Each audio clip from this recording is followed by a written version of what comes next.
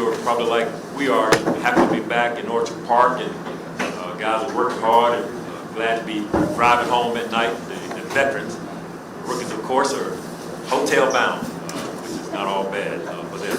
But it is good to be back.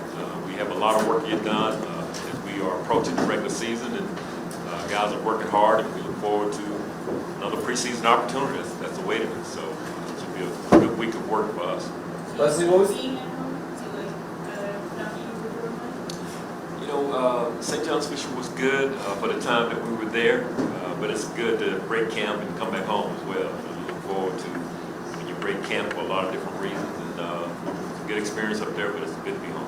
Leslie, saw Dane didn't play in the preseason opener. What was the thinking behind that? Just wanted to be able to, John, take a good look at the young corners as much as we could.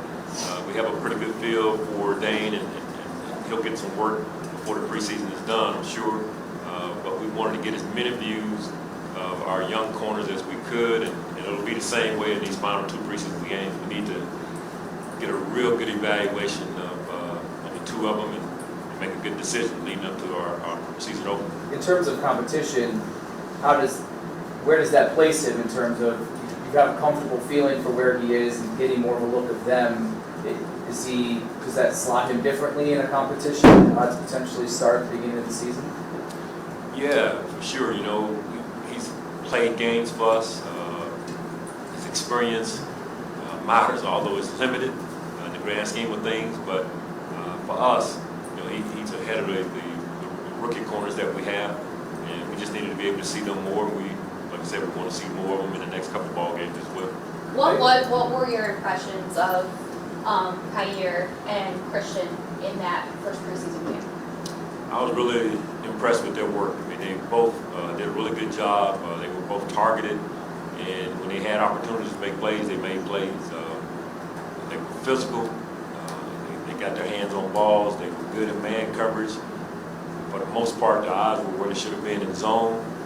So we were pleased with their first outing, and now with the practices that we have remaining, along with the 2 preseason games, you want them just to continue to grow and develop, and you got to keep putting them out there, put them in different situations, see how they respond. Leslie, they both respond sort of like nothing's too big for them, but is there a part where you're thinking almost like you think you know, but you don't really know yet because you know what's coming? How does that work with these young guys who have confidence, which is a good thing? It's a really good observation. I've had that thought in my mind because even though they're doing some good things now, just know when you get to the regular season, there's a bullseye on rookie corner's chest, and there are more things thrown at you. We're trying to throw as much as we can at them this time of the year, but there's nothing like being in game situations. And the good thing is they're both very confident in their abilities, and that showed in the way they played in this first preseason game, and that's a big deal at corner. But you're right, there are some things coming that there's no way to really simulate. They just have to go out and perform in those situations. And as I mentioned, we're trying to give them as many looks and put them in as many different situations as we can, but there's nothing like playing a live game. Leslie, where are you at with Davis in regards to the regular season? Because it's one thing like at the beginning of camp, it's still the season's still a month and a half away, but we're slowly creeping here. So for you, the mindset of okay, it's going to be happening great, but you're anticipating going to the year for anything not even out. Yeah, like I said, Joe, it would be great if we were to get him. If Nate Bresky, our head trainer, were to come by this morning and say, hey, Davis is going to be ready to go tomorrow, that would be welcome news. But in the meantime, really got to do a good job of getting Christian, getting Kyer ready along with Dane, and see what happens from there. So we're just kind of crossing our fingers, hoping we'll get Davis soon. But in the meantime, we got to get the other guys ready. There's so many pluses to this game, Elena.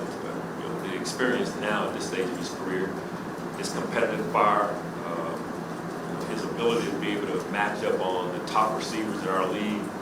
That's rare to have a guy like that. And the confidence that he plays with, the takeaways that he gets for us, the big plays, the punch outs, the interceptions, and then the intangible, his leadership. You know, guys follow him, not necessarily because of how verbal he is from a leadership standpoint, but his example.